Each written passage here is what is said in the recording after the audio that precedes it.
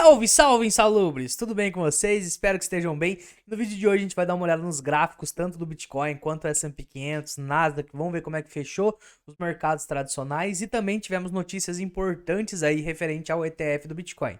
Vem comigo no vídeo!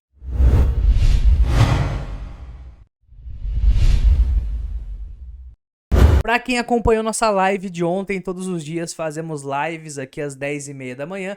Falamos um pouco sobre a questão de que ontem era o último dia para a SEC apelar contra o caso da Grayscale. E olha só o que aconteceu na data de ontem mesmo. SEC não planeja apelar da decisão do tribunal sobre a aprovação do ETF de Bitcoin da Grayscale. Aqui ele traduz como tons de cinza, mas é a Grayscale. Isso é completamente bullish para criptomoedas, e daí ele até conclui, ETF muito em breve, né?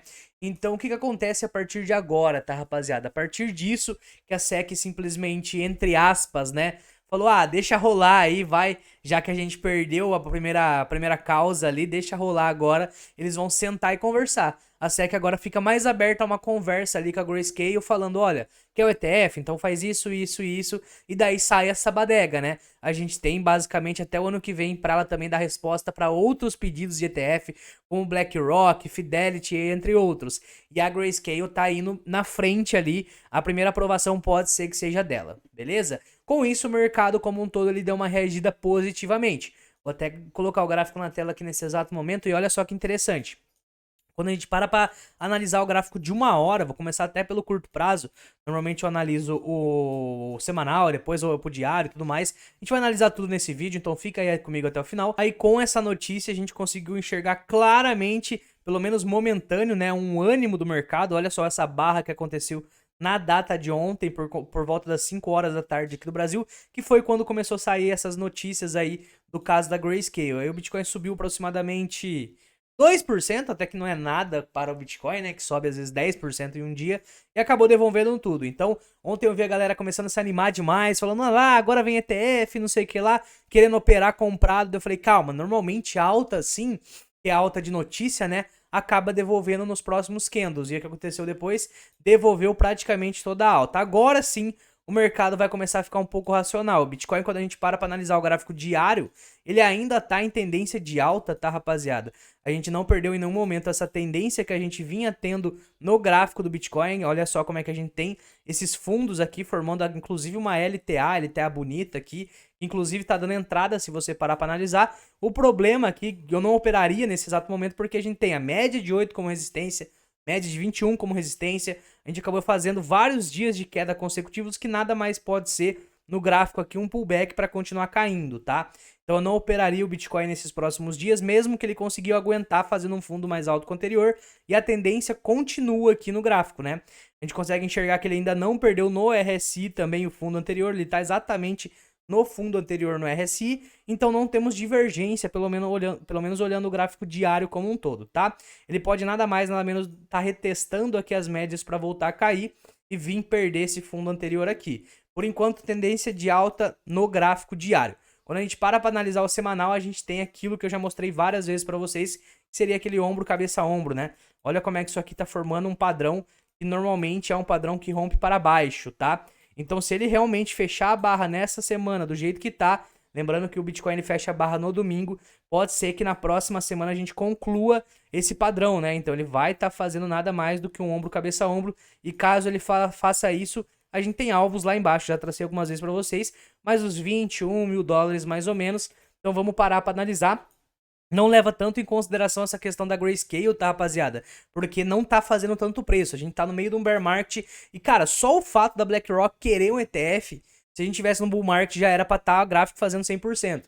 Mas como a gente tá no meio do bear market, pode acontecer tanta coisa boa e vem acontecendo e o gráfico não tá refletindo. A gente não tá tendo liquidez suficiente para jogar esse preço lá em cima, justamente por conta do cenário macro como um todo. Então essa notícia da Grayscale foi muito positiva para o Bitcoin, é um passo a mais para a própria aprovação de ETF, mas não necessariamente vai fazer preço, tá?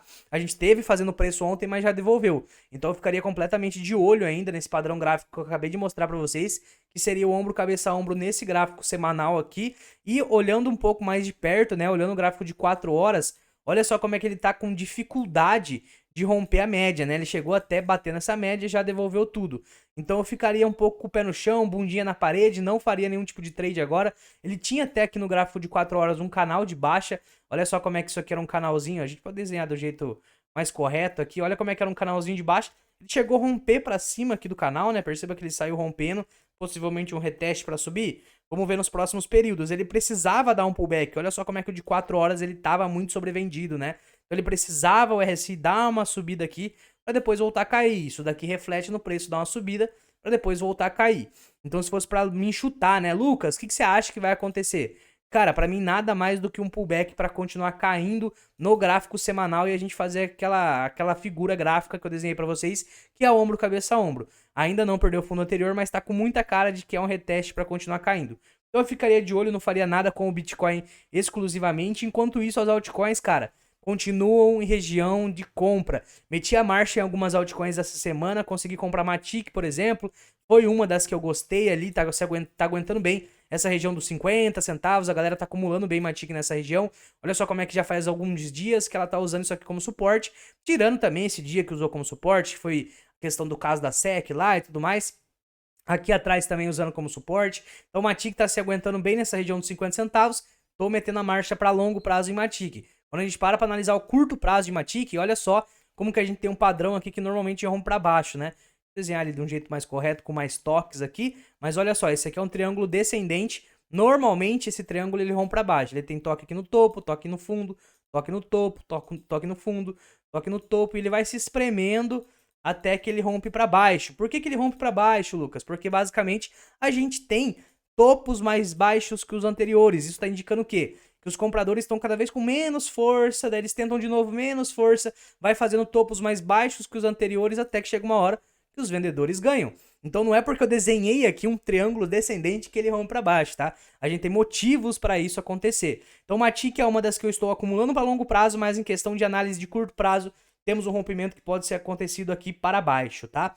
Quando a gente dá uma olhada em outros ativos que estão interessantes para compra de longo prazo, cara, meti a marcha em SNX também. Olha só, SNX tem o mesmo padrão da própria Matic. A gente consegue enxergar claramente esse triângulo. Toque no topo, toque no fundo, toque no topo, toque no fundo. Ele vai se espremendo até que ele rompe para baixo, que foi até o alvo que eu desenhei. Próximo suporte de SNX 1,44. Quer dizer que vai chegar lá? Não quer dizer nada, mas ela tá tentando romper isso aqui para baixo, né? Olha só como é que é o último suporte desse triângulo que eu acabei de desenhar aqui para vocês. Então a gente tá tocando mais uma vez suporte, só que para longo prazo, se você tira o zoom, cara, SNX já tá dando uma simetria violenta. Olha só, caso ela volte no topo, quantos por cento a gente tá fazendo nesse exato momento?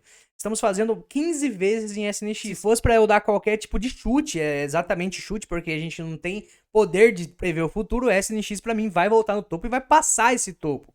Então, se ela volta e passa o topo é mais de 15 vezes, né? Já tá valendo muito a pena o risco-retorno. Mas daí alguns vão comentar aí, que eu tenho certeza, ou vão pensar pelo menos.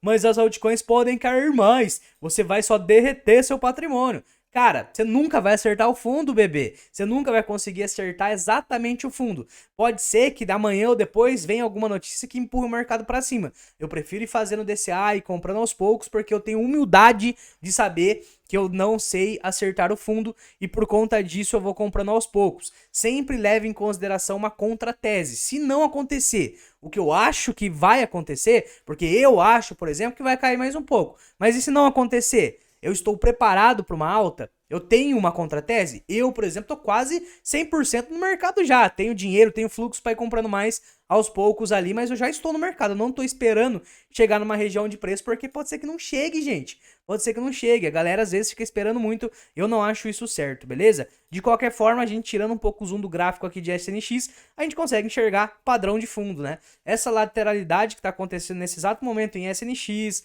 em Link, em vários outros ativos, é nada mais do que um padrão de fundo que aconteceu com a ADA Cardano lá atrás e com outros ativos que depois fizeram uma simetria violenta. Olha a Link, cara. A Link tá praticamente mais de 1 ano e meio em lateralidade. É padrão de fundo. A galera acumula aqui embaixo, tem gente que vende aqui em cima e ela vai lateralizando. Ela tá fazendo uma baita acumulação de fundo aqui. A gente consegue enxergar isso também em Uniswap. Vamos dar uma olhadinha. Olha só, tira um pouco o zoom de Uniswap. É a 4ª vez que a gente toca nesse local. Ela tá lateralizando em padrão de fundo também. Ótimo ativo, na minha opinião, para longo prazo. Então, o que a gente está enxergando nesse exato momento? A gente está enxergando um mercado completamente lateral nas altcoins, algumas caindo bastante, não tenho o que falar, mas as mais consolidadas estão ali lateralizando em fundo, então tá bom para acumulação. A gente tem o Bitcoin fazendo no ano 60%, mas com muita dificuldade de conseguir passar ali da região dos 30 mil dólares e com padrões que rompem para baixo. Caso o Bitcoin venha fazer padrão que rompe para baixo, talvez as altcoins percam até fundo. Isso pode vir a ser oportunidade de ouro. Talvez a última oportunidade que a gente tenha durante esse bear market. A gente tem ano que vem cenário ficando mais favorável em questão de macroeconomia. Ah, mas a inflação não tá caindo, que não sei o que lá. Mas já tá muito melhor do que o ano passado, não tá? Porque do ano passado pra cá ela já caiu bastante. E ela vai continuar caindo. Ah, mas já tá tendo guerra e que não sei o que lá. Cara, o Bitcoin é uma saída para quem quer tirar o dinheiro dos países que estão em guerra e tudo mais. É uma das únicas saídas, inclusive. Então as criptomoedas, o Bitcoin como um todo, ele se fortalece nesses momentos. A gente viu isso acontecendo com os bancos quebrando. Banco quebrou, Bitcoin subiu. Qual que é a razão do Bitcoin subir nesses momentos? Ele realmente está se fixando como uma commodity. Então, para mim, todo o cenário pro ano que vem, não para esse ano, tende a melhorar. Então a gente está nos últimos períodos ali, até o halving também, tinha esquecido disso de falar nesse vídeo. São vários contextos que nos demonstram que ano que vem vai ser o começo de uma reviravolta aqui do mercado. E se você está nesse momento aqui agora, é o momento de plantar para colher lá na frente. Pode ser que seja nos últimos dias dessa plantação. Quando o mercado subir, ele não vai te dar um aviso que ele está subindo. Ele vai subir 100% ali em 2, 3 dias. E se você ficar esperando, você vai ficar de fora. Simples assim. Então daí você passa 2, 3 anos de bear market esperando para comprar mais barato. Aí o mercado vai e começa a subir. Você ficou esperando 2, 3 anos, não comprou porque você quis acertar o cu da mosca. E em 2, 3 dias ele sobe 100, 200%. Aí você vai ter que comprar nos valores que tá agora ou mais caro do que no valor que tá agora. Então, rapaziada, pensa muito bem se esse negócio de ficar esperando para comprar realmente é a melhor estratégia. Beleza? Deixa o like aí, tamo junto e do nada o vídeo acaba.